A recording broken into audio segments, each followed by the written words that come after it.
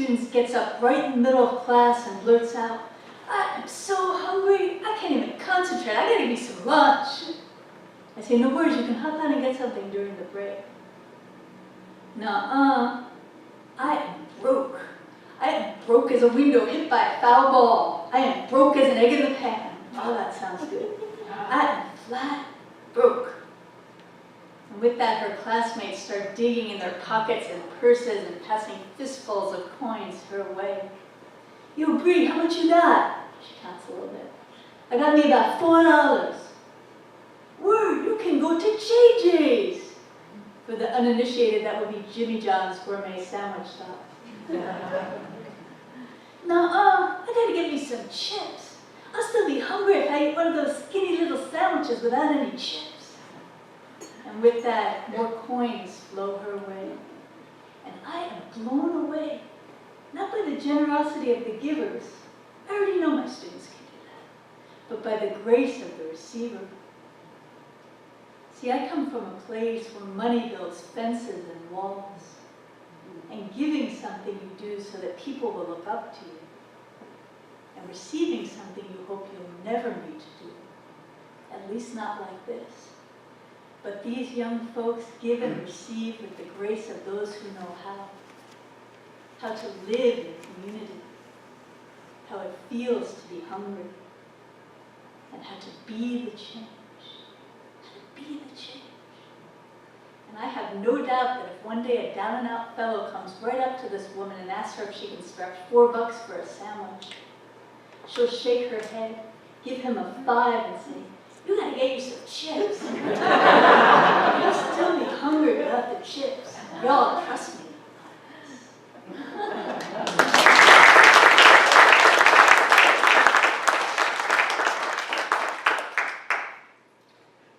Jim Henson has this great quote that is, "Our kids don't remember what we try to teach them." I can vouch for that. They remember who we are. On that note. So one day another one of my young scholars walks into class toting an enormous homemade chocolate cake. "Hola, clase! Today we're celebrating," sings this very bright engineering student. First generation college, first generation US citizen. "Mira, profesora, for you, work is like chocolate cake, very sweet. You come to class and you teach us, and you love it. You're always smiling, well, almost always. For me, work is like rice cake, not sweet at all. I'm not meant to be an engineer. If you found me in nature, I wouldn't be a beaver, I'd be a bird. I want to study people, learn to play the panpipes, and feed everyone.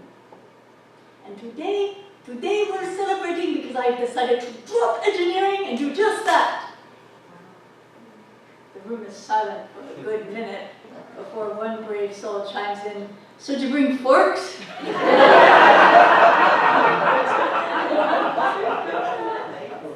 Personally, this is true, I've never been too handy with eating utensils. But as I look around before rescuing a bite of cake from my lap, I realize that we're not looking to each other for tips on table manners, or even just math, but on how to be more fully ourselves. And if that's not inspiring, I don't know what is.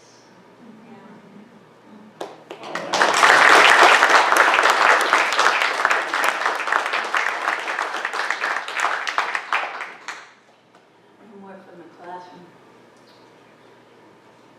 So,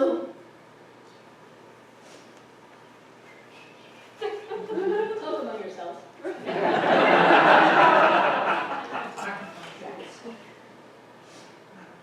So one of my students is a compulsive apologizer. You know the type. You go barreling down the hallway, crash right into her, her papers go flying, and she looks up at you and says, "I am so sorry." One day I tell her that every time she apologizes, I'm going to pay her a nickel. She laughs and says, "Do you mean the other way around?" I say, "No, but you'd like that, I know." Anyway, of course, it's not long before I drop that first homework paper, and she apologizes, and I pay her a nickel. And then she apologizes for apologizing, and I pay her another nickel, and say, please focus, I'm not made out of nickels, you know. At which point she apologizes again. And then again after that. On the way home, I stop at the bank to stock up on nickels, and our lesson continues. One day as I'm paying her a nickel, she looks up at me and asks how long this is going to go on. And I look into her eyes and see every spirit who feels she, who feels he, isn't smart enough, or strong enough, or beautiful enough, or good enough, or just enough. And finally I say, enough is enough. We're going to keep this up until every spirit feels she, feels he, has a place on this good earth.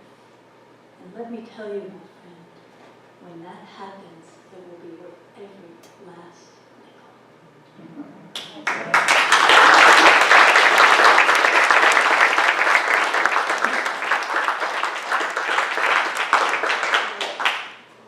So there are so many things that I resonate with here at Interfaith, and I'm just so delighted and moved to be here today. And one thing is this idea that everyone is our teacher, and also maybe everyone is our student. And so now I'm going to move outside of the classroom and just tell a few stories about teachers who have just come in and out of my life teachers.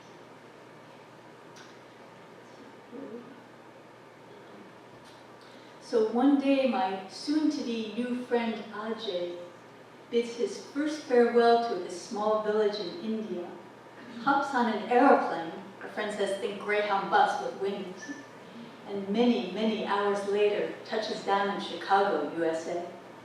From there it's a crazy 5-hour megabus ride to Ann Arbor, Michigan.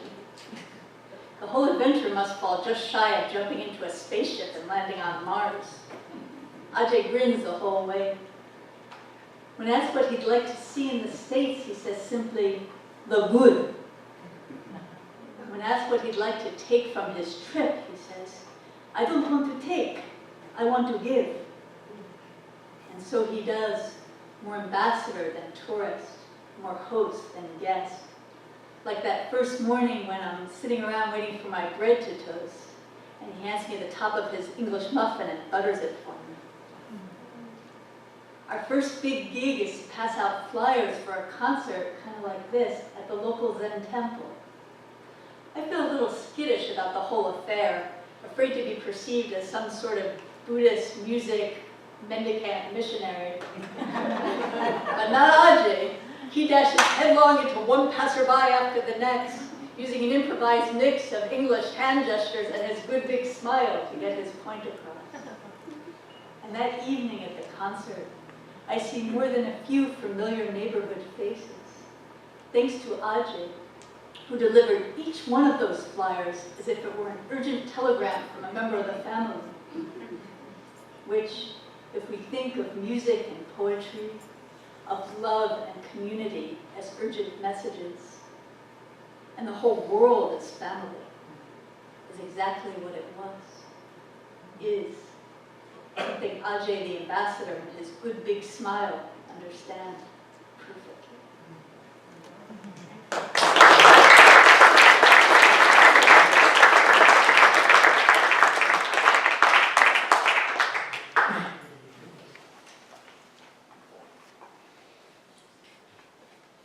So one day I'm standing at the bus depot waiting to catch the number 5 home when the woman beside me startles me awake with a good strong Bless you, I say, without a thought.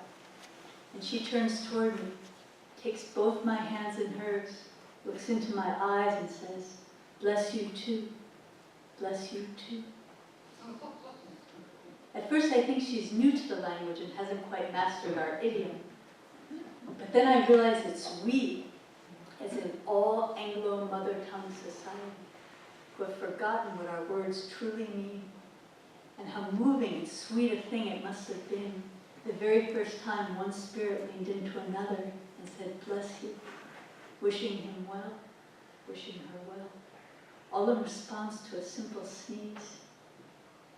Imagine how different our world would be if each time we said, "Bless you," we conjured up that original heart, wishing all good things to a stranger who graces our path ever so briefly, as if the wall between us were made of dust, and one fleeting were enough to blow it.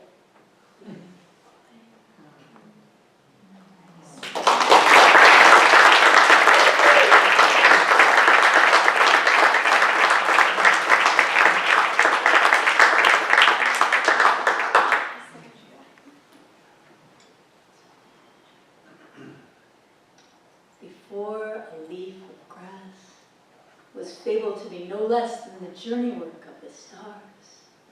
Before a man, a poet, celebrated himself and sang himself and contradicted himself and was large and contained multitudes or anything at all. There was a tribe in Africa where each child was born with a song. The tribe sang this song to the child at birth, birthdays, at each rite of passage, when she became a woman and he became a man. And if ever the child, the woman, or the man did transgress, the whole tribe would form a circle around her, around him, and sing her song, sing his song. Imagine how different our own society would be if we too visited all the birthing rooms, all the celebrations, all the corners of all the timeouts, all the principal's offices, all the prisons, all the streets, joined hands in a circle and sang each child's song, each woman's song, each man's song.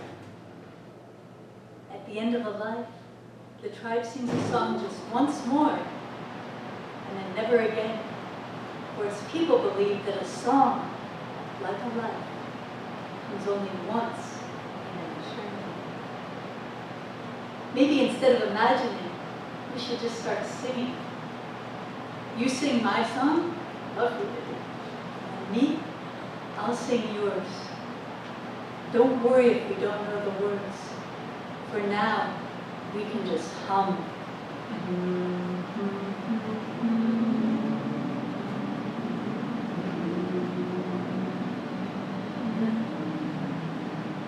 How's that for a rubber shop?